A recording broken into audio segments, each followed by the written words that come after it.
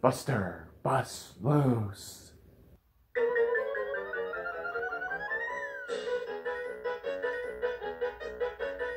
Hey there, Stalkaz here. One of my favorite video games growing up as a kid was Buster Bust Loose.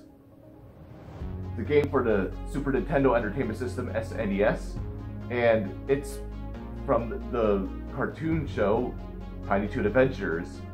I always loved watching the show as a kid. It's, of course, a spin-off of the original Looney Tunes cartoons, just with younger counterparts. Anyway, I just loved the game. I think the graphics were ahead of its time. The music's amazing. It's fun gameplay, and it's just an all-around great game. So I'm gonna go ahead and play through the game, and this is actually gonna be split into two parts. So let's play. Alright, let's get started. There's 3 levels of difficulty, easy, normal, and hard. I'm playing the hard mode. And there are 6 levels in total. The first is Acme University, where they all attend their school. So each level begins with dialogue. Hi, welcome to the world of Tiny Toon Adventures. My name is Buster Bunny. I'm Babs Bunny. We're going on a big adventure. We'll start at our school, Acme University.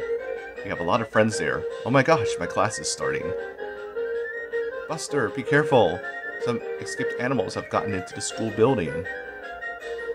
So you play the character Buster Bunny throughout the game. And we're off. So the number one way to attack your enemies is to kick. You can also dash, as you can see there, dash and tackle. And once you kill an enemy, you get a star. You collect 100 stars and you get an extra life. Unfortunately, in hard mode, you only get 1 heart. Basically, that's your health meter. So you only get 1 hit, and then you RIP. However, if you collect one of those crystal carrot statues, you can get an extra heart, and then the gold statues replenish your entire health. The silver replenish 1 heart at a time. Those dodo statues, the silver dodo statues, refresh your dash bar. And basically you have to wait for the dash bar to fill up before you can completely dash, and then eventually you'll run out of dash power. So here we're going through the library, and those mean rats are throwing books. I guess the librarian's on their lunch break. Those little switches on the floor move the shelves, as you can see. Also, in the hard mode, you have a maximum of 3 hearts for your health.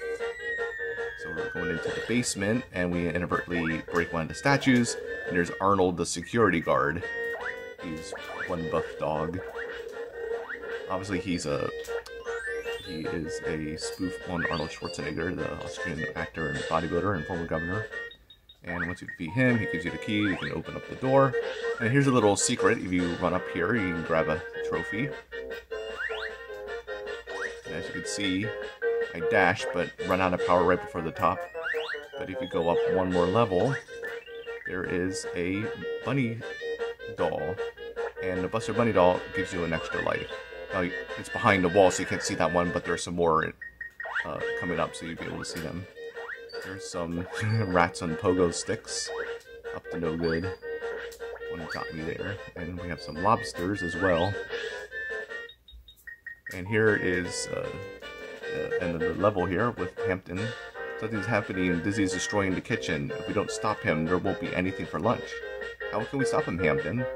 Dizzy is a big eater. Let's give him something to eat. Okay, leave it to me. So the first quote-unquote boss is Dizzy Devil, a fellow student, ironically. Now, when I first played this, it took me forever to figure out how to beat this level. You don't actually, quote-unquote, kill Dizzy Devil. You're just supposed to feed him until he becomes completely full. And the way to do that is you bump the conveyor belt from underneath, and then that places the food into his mouth. If you bump Dizzy from below, he switches directions, and then every so often he'll spin into his wild tornado. And if you go through the doors there, you go up different stories, different levels on the conveyor belt. So you just keep feeding him more and more food until he completely fills up.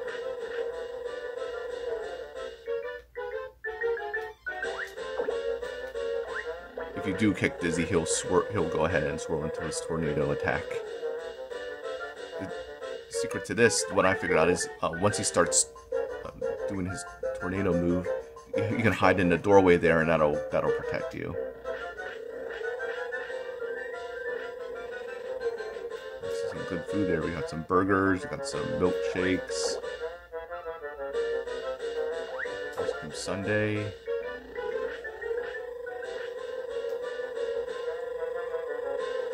Not bad for school food, huh? And eventually he stuffs himself full. Dizzy full. Dizzy goes sleep. Here comes Hampton. Hampton, everything is okay. Dizzy fell asleep. Look at him. He ate all the food in the kitchen. Now in between the different worlds are bonus games. I'll show a few of them, not all of them though. Are you used to the controls? In this stage you will need to use the dash feature. The dash gauge is full. You can press the top L or R buttons to get extra boost. Wait, there's more. When you use the dash in certain places, you can climb walls. You may be able to find some useful items. By the way, Plucky, what is this next stage? There's Montana Max. The Western movie stage, of course. I'm the main actor. I'm the lead. I'm the star. Montana Max is a younger counterpart to Yosemite Sam, by the way. Hey, Buster. Montana seems to be up to something. Same as usual. Yeah, pretty much. Alright, so here's level 2, the Western stage.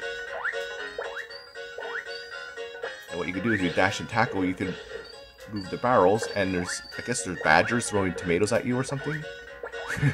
Anyway, you can use the barrels to get them.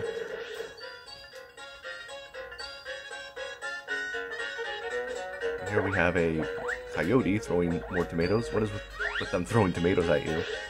And I go dashing up the building, grabbing some trophies. Here is the farms area, and here you have to play jump rope with mice. So jump or die. Didn't know jump roping could be so epic, did you? By the way, that clock tower back reminds me of Back to the Future at the town hall. Just FYI. There the blue horses are bucking broncos, and it can give you a boost to get those stars, and you have to dodge the buzzards, of course. And we're leaving the farms and entering the inn. Some wild dogs, some wild bulldogs there, and we have some falling chandeliers, just your standard typical day in the Wild West. And we have some renegade barrels rolling down the stairs, another coyote. Those coyotes are kind of cute, I like them. And look who it is at the top, stealing the jewels from the safe. It's too late, I'm Montana Max, I've gotten all the valuables, ha ha ha, bye Buster Bunny. And we jump out the window and onto the train.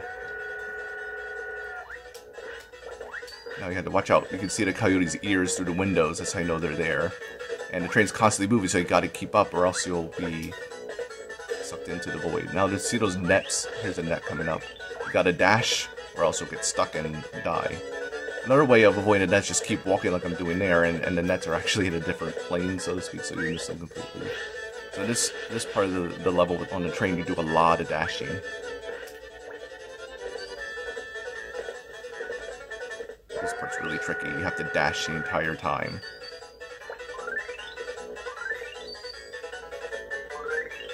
So you actually alternate between going outside and inside the train. There was a golden dodo statue, and it's kind of like the equivalent of the star in the Super Mario Brothers game, where it gives you temporary invincibility. I believe that's actually the only time in the game that's there. Here we are going across the bridge that's disintegrating before our very eyes. Not well built. And we have random train cars being uncoupled. Not exactly the kind of train I want to be on.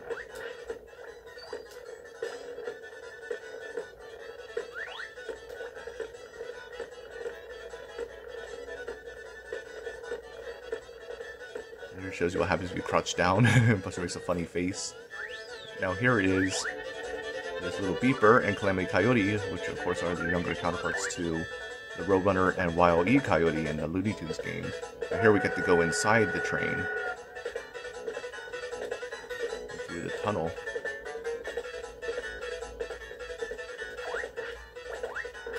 Here we have two thugs. We have a guy with a Yale sweater and a bulldog gangster.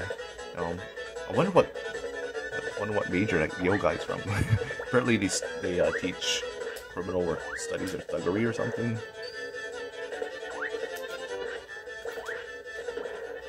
And that bulldog means business.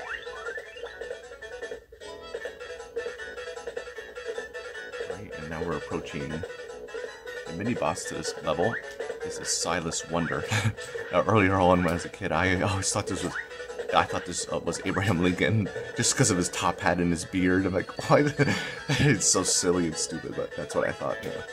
So Silas Wonder, in the animated series, he was a character in one of the episodes, and he ran a circus and had a train, and then he was trying to catch Dodo and use him as a sideshow attraction. Here he used the wooden planks to get across, and there's Arnold again, throwing the wooden planks. Momentary slip on my part. And it's quite tricky with the logs moving up and down. You gotta dodge those buzzards again. And then if you hop on top of the train there, there's a little bonus waiting there for you.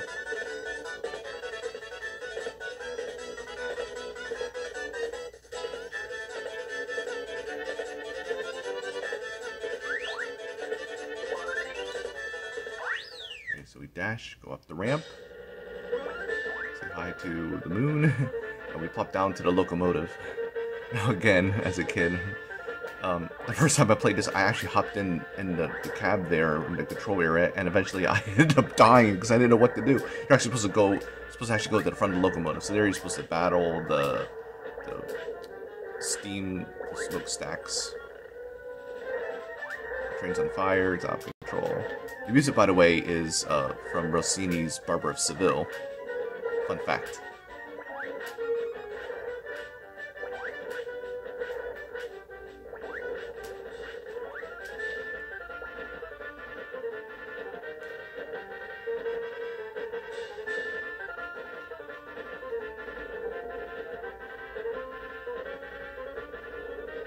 No matter what the game is, I always hated playing these automatic scrolling levels, like you know, in this level here, and a lot of times in the Super Mario Brothers games. Always keep moving. The good thing though about this game is there's no time limit. Time limits are a pain too.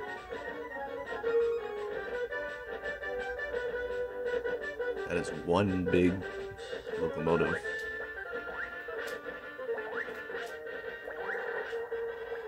And here's an example of what the Buster Bunny doll looks like. Isn't that cute? An extra life for every one of them.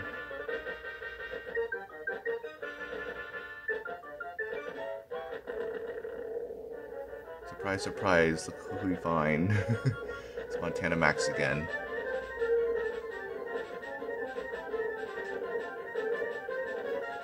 You have to see for yourself. Somebody help me! The train is out of control! He's always causing trouble. Okay, let's escape by jumping on that railroad cart. Now here, again, when I played this the first time, I thought you actually had to push the buttons, and so it's like I was like mashing the controller for my dear life. And here is actually, this is all automatic. This is just the computer doing this. And you keep going and going, and then you max out at 88 miles per hour, which is, I think, an homage to Back to the Future. If you've ever seen the movie, when the DeLorean hits 88 miles an hour, that's when you're able to travel through time.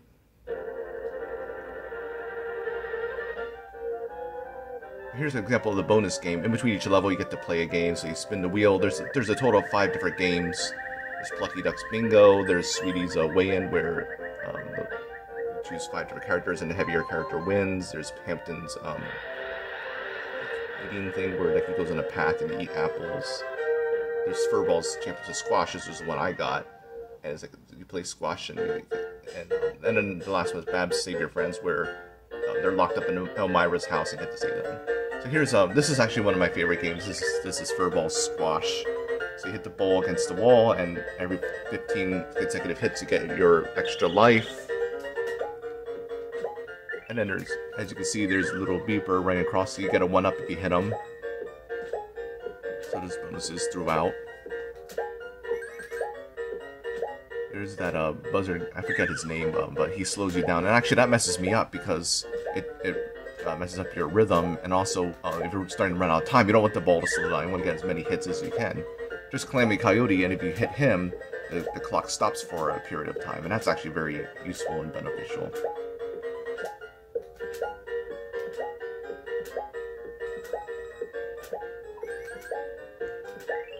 This time I was able to get him and I stopped the clock as well.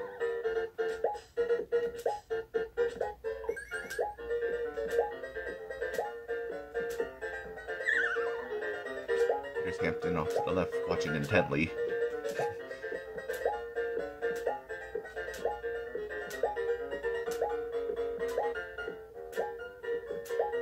I think for being 1993, the graphics are pretty top-notch.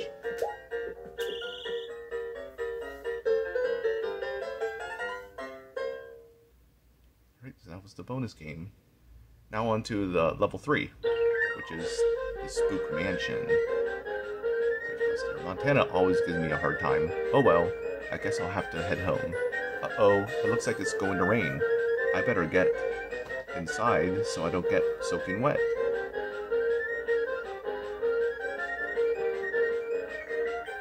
Phew, I found an old mansion just in time. But wait a minute, sun and rain, uncanny old mansion in the forest? No signs of life? This stereotype situation means the next stage must be Spook Mansion! There's a jump scare for you.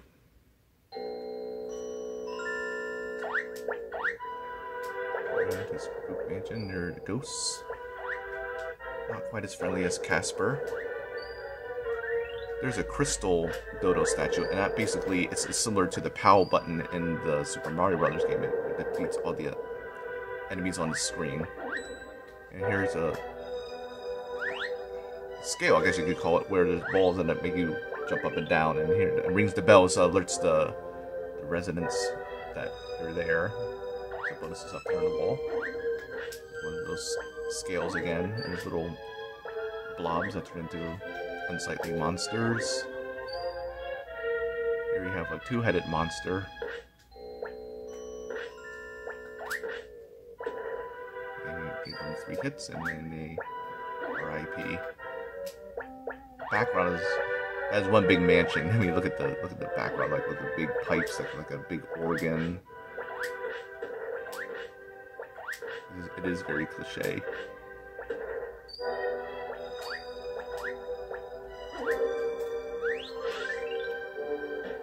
There I grab some bonuses and immediately get bopped, so a lot of good that did me. Down below you can see bells ringing. There's so many details you can pick out. Here you kick the ball, and that will activate the scale, so you can hop. There's a Buster Bunny doll up there.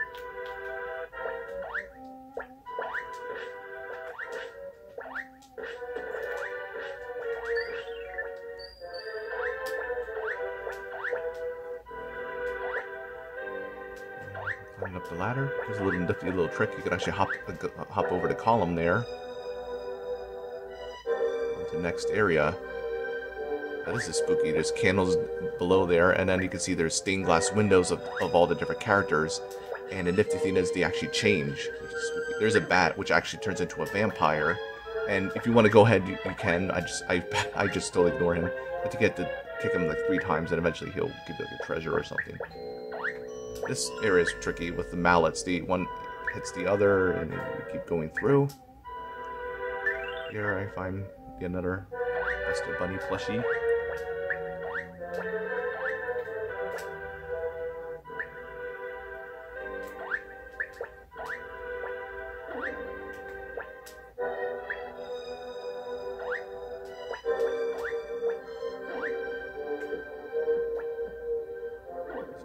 That you have to kick to activate the scales. And this one, you see there's a ball on either end, so it makes the scale continually move. It's kind of fun to bounce on.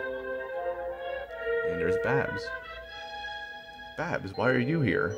I thought no one lived in the mansion, so I was playing with my friend in the basement. But then my friend was captured by the mad scientist. Buster, please rescue my friend. How can I rescue him? If you can destroy the mad scientist's weird machine, it should free my friend. So I believe this is also one of the episodes in the series where there's the mad scientist. He captures Babs' friend, as you can see there, and puts his hat on the friend, and that's how he's able to control him. Now this one, again, you're not supposed to kill the friend. You're always supposed to destroy the machine. So he throws both light bulbs and bolts at you, and what you want to do is you want to kick the bolts at the machine. Light bulbs are just there as a distraction.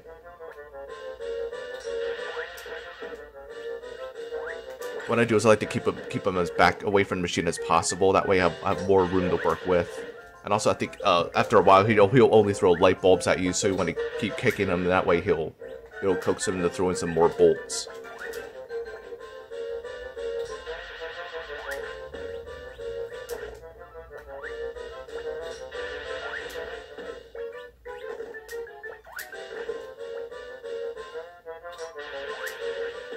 We're just about done with that machine.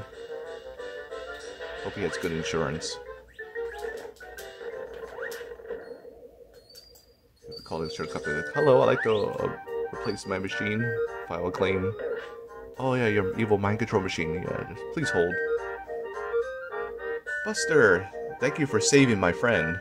Hey, no problem. It was no trouble at all, Babs. So that was part 1 of the playthrough of Buster Bust Loose. Stay tuned next time for part 2. Go ahead and like, comment, subscribe. This is Stalkaz. See ya!